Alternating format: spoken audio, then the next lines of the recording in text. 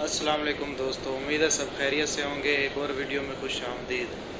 मैं आपको एक गाड़ी का रिव्यू करवाने लगा हूँ जिसकी डेंटिंग का काम हुआ है और इसके रंग का काम भी कंप्लीट हो चुका है। तो दोस्तों एक छोटी सी वीडियो है, आपको इस गाड़ी का रिव्यू करवाता हूँ।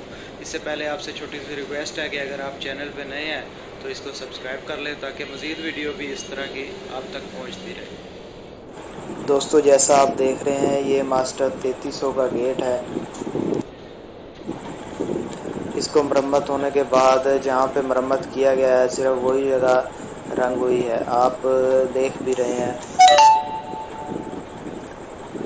ये ड्राइवर साइड के पिलर और गुलाई जो मरम्मत हुई है, अगर आपने पिछली वीडियो देखी हो तो उसमें आपने देखा होगा कि इस गाड़ी को कैसे मरम्मत किया गया है। उसके बाद ये रंग हुई है, मुकम्मल रंग नहीं हुई, जहाँ पे काम हुआ है सिर्फ वही जगह रंग हुई है। अब इसके गेट वगैरह फिटिंग करने के बाद कंपाउंड का काम बाकी है इसका। ये शो वगैरह जो भी है वो वैसी है। ये कैलेंडर साइड की सूरत हाल।